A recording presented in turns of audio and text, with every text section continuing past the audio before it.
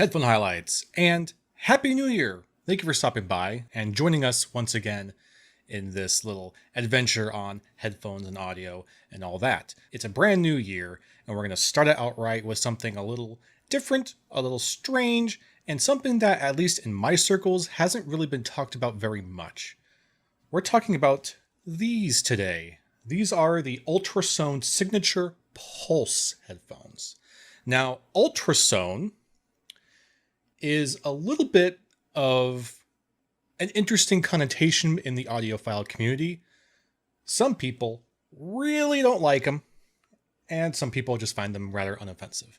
So it's an interesting brand, one that I've never myself explored up until this headphone, and I really have not known much about them until going down this rabbit hole. But this is significant because there is also a partnership going on right now with Drop for a Ultrasone plus Drop headphone collaboration that is based off of this exact headphone right here, the Signature Pulse. And that's important because I believe that a lot of people who are currently reviewing the Drop collaboration, which is, by the way, called the Ultrasone Signature X, have not really been comparing it directly with this headphone itself. And I think that's important because this is very much its own thing. The Ultrasone Signature line is their own kind of special, DJ-oriented, professional monitoring headphone line. Their signature line, signature. So it's important, to them anyway. And I think it's also important that if we're going to be talking about what those Ultrasone Signature X's are based on, this is it. This is what they're based on. So I decided to pick them up because rather than spending the full price on the Ultrasone Signature X's myself, which I was interested in doing, I went to the source to see what exactly we're getting into and if it's something that I think is worth exploring. Because lots of very interesting things are going on with this headphone. But, as always, let's start with the build. And here it is. I'll fold it flat right there so you can see that. The Ultrasone Signature Pulse. Here it is.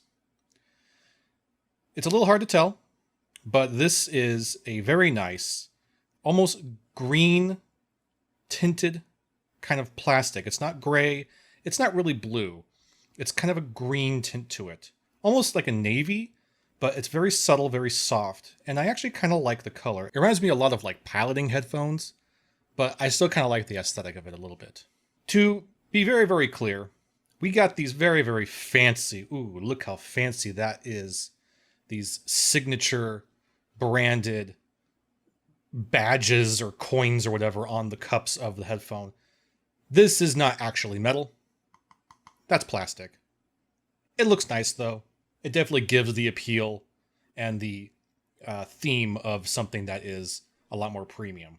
So this kind of copper aesthetic, I like it. I know it might be a little bit gaudy for some people, but it's okay. And I particularly like the copper color matched with this kind of navy green tinted plastic. I think that's a nice combo in of itself. But again, this is plastic, it's not metal. Taking a minute to look at the yoke system here, it's pretty good. Lots of range of motion. As you can see, you can fold it flat if you want to. It does also bend all the way through, inside out if you want it to. So you got plenty of motion here. And you could even fold it in on itself like that. Not really the prettiest look, but I suppose it's a little bit portable. Slightly. But there it is. You can fold it in. Going up to the headband, we have our right and left indicators here, right on these hinges. This is all plastic, by the way. The cups are plastic, the yoke is plastic, the hinge is plastic, the headband going in through this leather foam is all plastic.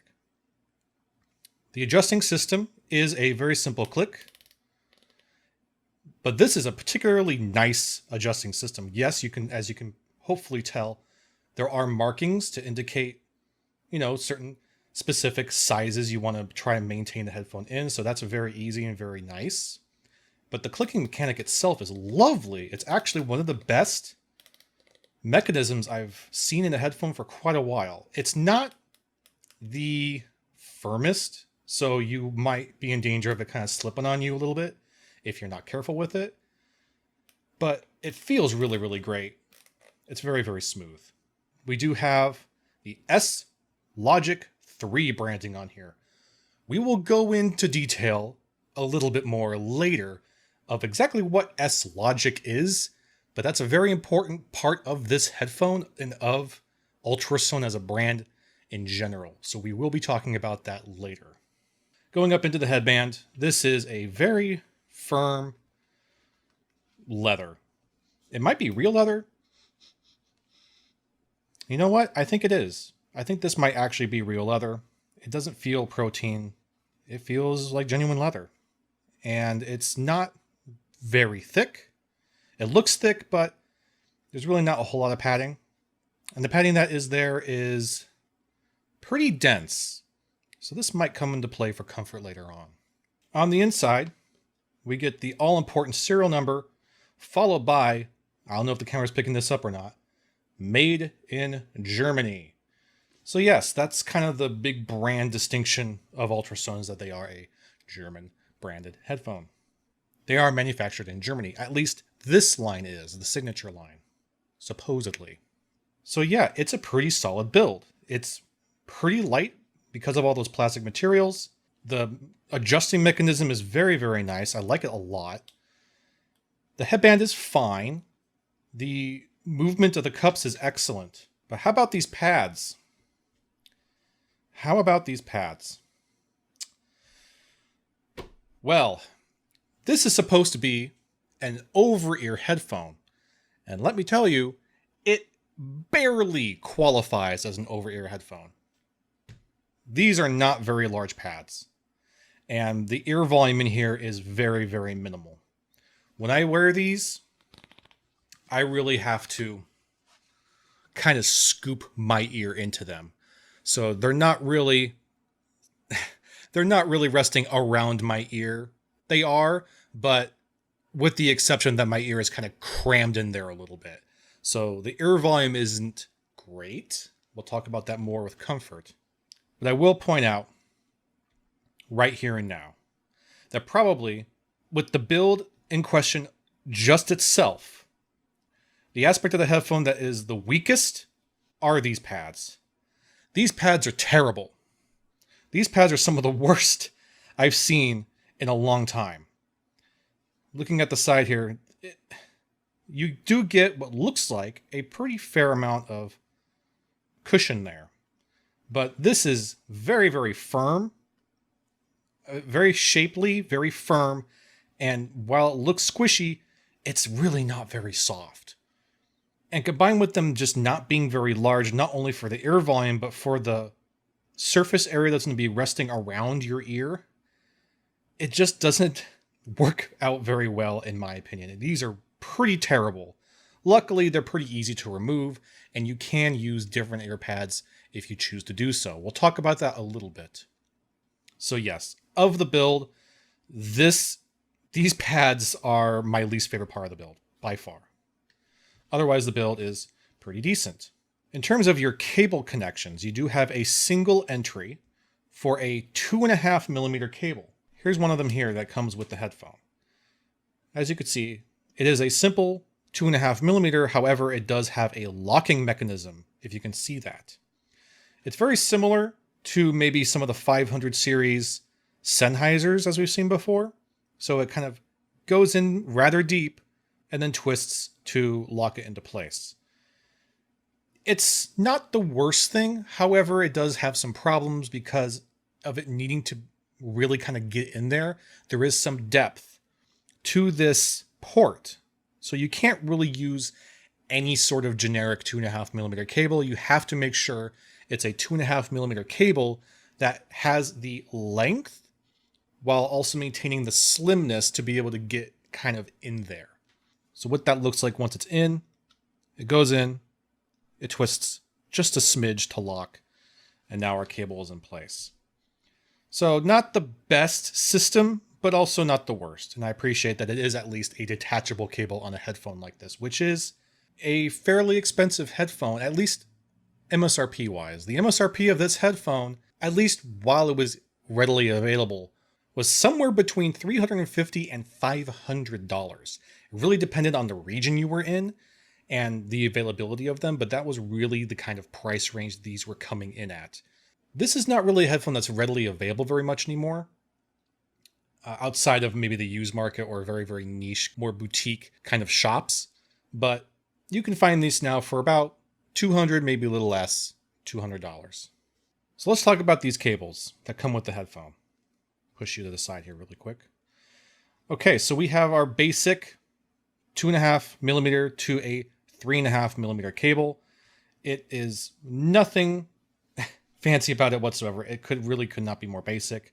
It's just a rubberized cable that was wound pretty tight for a while, so it's got some kinks in it that I'm not super wild about. It's a good length. It's about 4 feet, maybe not even, but it does have those kinks in there, which maybe over time you can kind of straighten out. But for the amount of time I've had the headphone, it has not even come close to straightening out. So keep that in mind. But you actually do get 2 cables. So there's your one cable you do get.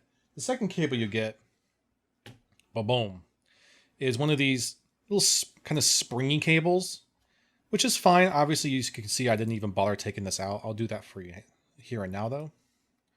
So this one, rather than terminating at a 3.5mm, terminates to a 1/4 inch, which is nice. It's a good 1/4 inch. The termination here is well designed and well made. However, this is a little... So you're already getting kind of a similar length at default. We're looking at about 4 feet without having to really stretch this thing. But if you really wanted to, you could stretch the heck out of this and get some more distance. I'm not really the biggest fan of these kind of spiraling cords like this, but I understand their use case and they can be useful. They're just not really for me. But there it is. And again, as you can see, a very simple rubberized cable that can still be kind of jank, but it'll get the job done. And I can't really complain too much. I do wish that I didn't have this locking mechanism though. The other thing the headphones came with that you saw in the beginning of this video in the unboxing portion was this genuinely pretty sweet case. This case is pretty dope. I like it quite a lot. It's very robust. It has a wonderful feel to it. It's got kind of this protein leather texture on the outside. It is a hard case. It only gives a little bit, if you can see that. And the inside is wonderfully padded with this kind of, it's not really velour, but it's got that kind of velour sort of texture to it. It's very soft, it's very nice, and it's formed very, very well for the headphones. So the headphones fit in these beautifully. This is a wonderful, wonderful case, and one of the highlights of the headphone. I don't normally show unboxings in my headphone highlights, but because this is such a nice box, I had to do it. So good job on the box here. I will mention that this plate, along with the signature coin, they're both plastic. It's not metal, but still looks nice. Looks very nice. I like it a lot. It does also, right there, if you can see that, have the Ultrasone embossed on there. So it looks very nice. So there's our build. Let's talk about comfort really quick, because you can have the best sounding headphones in the world, but if they're not comfortable, you're not going to want to wear them and you're in trouble. So where are we getting with this? Well, it's pretty bad. I'm going to put it out there. These are not comfortable headphones. They could be worse. We have looked at more uncomfortable headphones than these in the past, but these are pretty bad. And a lot of it has to do with these pads. These pads are really, really terrible. There's more to it than just the pads. As you can see here, these are pressed right up against each other, these drivers. That is because there is a significant amount of clamp force with these headphones. More so than even your typical 600 series Sennheisers. These have a ridiculous amount of clamp force. I don't know if you can see this, but right there is a huge amount of tension. I have to do quite a bit of resistance for this. So when you have these pads that are really pretty dense and pretty firm and pretty narrow, you're not getting a lot of surface area. Oh my gosh. Combine that with the clamp force, and it's like having a vice. It's pretty bad. It might not be terrible when you're first wearing them. Just putting them on right now, it's standable. I can stand it, but it is already very quickly becoming uncomfortable. It is pushing really hard, kind of right in my temple area here. It's pretty bad. So that's going to not help with the comfort at all. It's a pretty significant flaw in the design, in my opinion. These are not comfortable headphones. And these are branded to be DJ headphones. Headphones that DJs wear while they're doing their shows and to monitor their own sound. So you are expected to wear these for a pretty significant amount of time, at least an hour or two. And man, as they are stock, I could not even imagine wearing them for that long. Oh boy, it's really not that great. The headband though is really not too bad. I was concerned about the headband because of how firm it is and how kind of non-forgiving the cushion is on here. It's not a whole lot of comfort, a whole lot of cushioning up here. But the headband is not really, it's hardly contributing to how the headphone fits to you, because all of the fit is coming from the cups and that clamp force. So the headband is like barely even really touching my head with or without the hat. It's really only ever coming from the side of my head. This is where the headphone is snugging onto my head. This is where it's fitting. The headband is just kind of there for, I guess, reinforcement. I don't really have any problem with the headband. It's really the clamp force and the pads that are the problem here. Oh boy. So yeah, the comfort is really, really not great. You can swap the pads though, as I've mentioned earlier. And I have these lovely, huge ZMF suede pads that I've tried. And these are, try to make this as clear as I can. These pads are absolutely luxurious. Wonderful, wonderful pads. They are extremely soft. Look at that. Look how you can just like crunch them together and release them. And they're big. And you got lots of ear volume and lots of surface to press against your head. These are absolutely fantastic, amazing, comfortable, luxurious pads. And they're definitely not cheap either.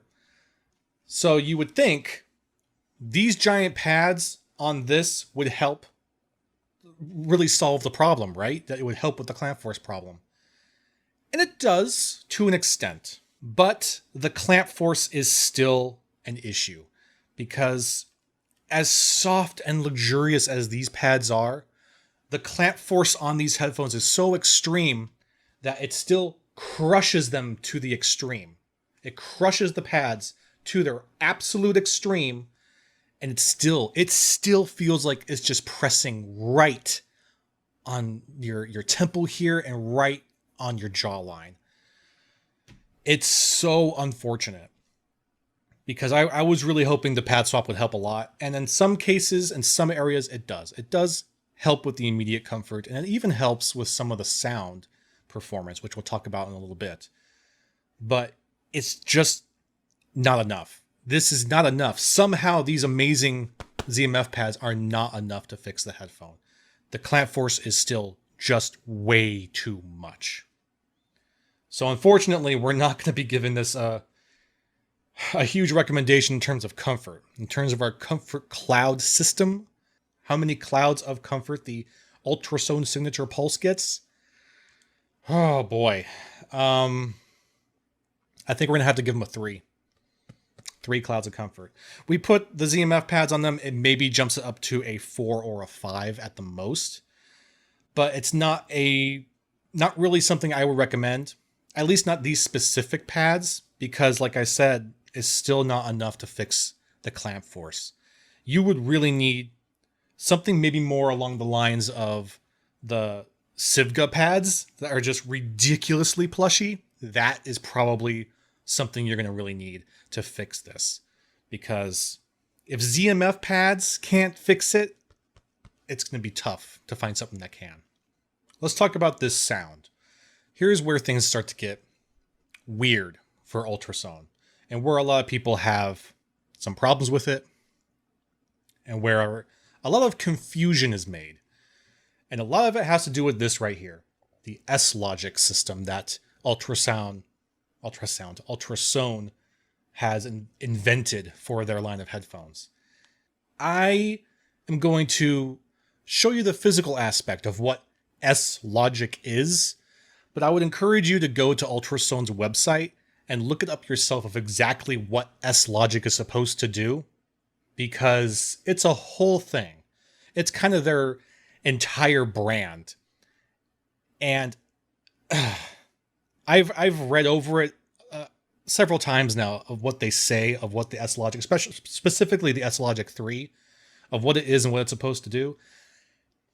And I genuinely, I don't really get it. I really don't get it. So I'm not going to really try to explain it very much. I'm going to show it to you, but I encourage you to go to the website and read their explanation, because it's a lot and it seems strange to me. But let's take a look at the physical aspect of what S-Logic is. S-Logic is what they have done to the structure of the cup and how sound transfers from their 50mm driver out of the cup and into your ear. Be ready for this, because this is pretty freaking strange. There it is. S-Logic 3. If you're looking at this, you're probably wondering, why? And that's really the question. Why? As you can see here, this plate is metal. This is a metal plate that is covering half of the driver. Why? Right? That's the question. Well, again, go to the website and read what they had to say about this, but it's this whole idea of channeling, particularly the low frequencies, forcing them down and back kind of up into your ear canal, into the shape of how your ear is designed somehow. And from this little piece right here, which is their DDF, they call it DDF, I don't really know what that stands for, but this is supposed to help channel those low frequencies into your ear in a very specific way to do something. I don't really know. So this is where a lot of the contention is with Ultrasone, is this S-Logic system. It's very weird, and it seems very unintuitive to be blocking half of the driver from your ear. But Ultrasone swears by it, and you read their breakdown of what S-Logic is supposed to do, and I mean, maybe it makes sense to you. It really doesn't make a lot of sense to me. But this is what we're looking at. This is what a lot of people talk about and kind of have complaints about when it comes to Ultrasone, is this whole system. S-Logic 3, it's very, very odd. Again, metal, this is some dampening material, and then you have a plastic grill there, and then this weird plastic triangular shaped DDF, whatever that's supposed to be. So that's your S-Logic 3.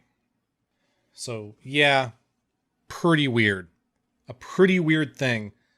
And they really do swear by it. And this is, again, something that you're going to be seeing in the drop collaboration as well. Because this is very much an Ultrasone thing. The S-Logic system. So what exactly does it end up doing? Ooh, this was a very difficult headphone to get a generalization of how it sounds. One, because it does sound very different than a lot of headphones do because of this weird cutting off point in the way it's built with that S-Logic stuff. But also, and this is a big one, this headphone is extremely amp dependent. I was getting completely different sound from different amps. More so than many headphones I have tried. So that made things really difficult to kind of generalize on the sound performance of these. But I did my best to make kind of a list of general things that the headphone does and the general characteristics of it. And a lot of my testing was based off of a sheet. Yes, I'm having to pronounce it sheet because of algorithm reasons. I did a lot of my testing with the sheet Magni and Modi stack because I figured that's probably more of a general bracket range of what people are probably going to have. So that's what I'm going to base most of the sound performance of this on. But please understand, it changes a lot depending on your amplification. I will say that of the amps I tried these on, probably the one I enjoyed them the most on was the Topping A90 Discrete. But really anything that's a very, very clean and very, very linear amplifier, I think helps these. They even sounded pretty darn good on the THX AAA 789s, which I haven't had a reason to use for a while. And man, that's still a pretty good amp. But yeah, very, very amp dependent. Everything changes pretty significantly. In general, this is marketed to be a DJ headphone. A headphone for you crazy DJs out there doing your radical DJ shows. And meant to be a monitoring headphone for those people. And I think that's kind of where the ridiculous clamp force comes into play, because with all that clamp force, it, I suppose, helps isolate so that you're not getting a lot of the room noise interfering with your monitoring. That's just an assumption. I don't really know. I'm not a DJ. That's kind of the demographic and the sound that these headphones are geared towards. And I will fully admit that of the various genres of music that I tested with these, I will say that kind of DJ house music was the best match. The worst match was full orchestra or large big band music. Anything that is very complex, not a good match. But house music did pretty good. It's a good match for house music.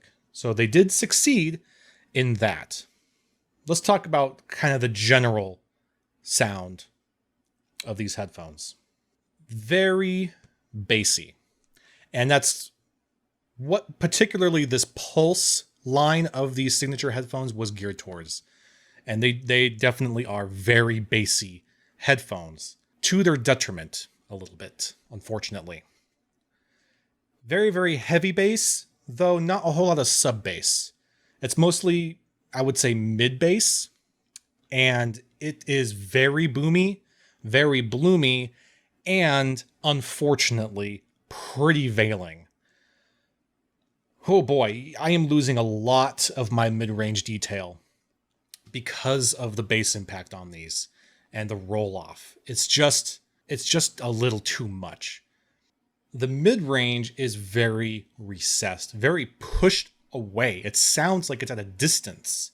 When you already have a very veiling, punchy, bloomy low end that is already muddying up that mid-range, it kind of makes it worse, having your mid-range sound so far away. Vocals in particular sound like way too far away. It's really strange. The bass range and the high treble sound like they're right there intimately, while your vocals sound like they're like pushed down a hallway. It's that might be a little extreme, but it is a noticeable characteristic of the sound signature.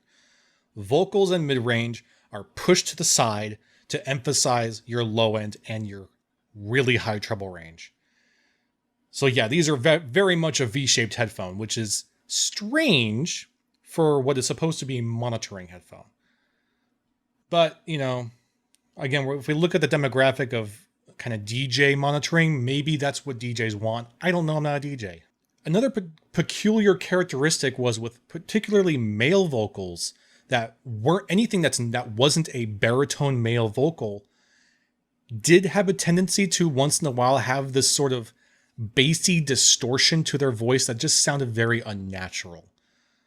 I didn't notice it very much with female vocals, though female vocals in general just sounded a little bit too quiet. Again, kind of giving this distance sensation. There's not much in terms of soundstage. In fact, I would say there's very, very little soundstage. However, because of the way they made the mid-range sound at a distance and pushed away, it's a weird combination of the mid-range does sound like it has some soundstage, but the low end and the high end are beaming right into your ear. It's a very weird sensation. You're getting some of that soundstage kind of with that mid-range, but again, it's so distorted and veiled by your low end and some of your treble range. I mean, I don't know. It might just be brain trickery for all I know.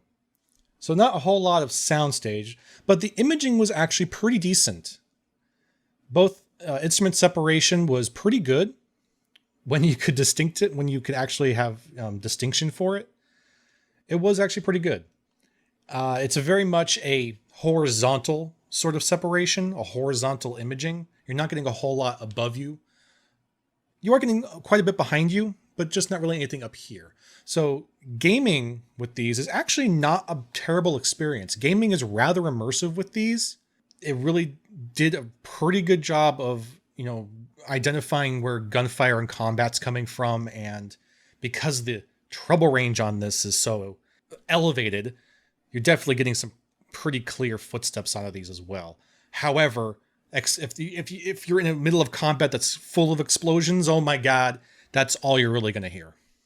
And then we come to what Ultrasone is unfortunately kind of known for. The problem that they're kind of cursed with, which is sibilance.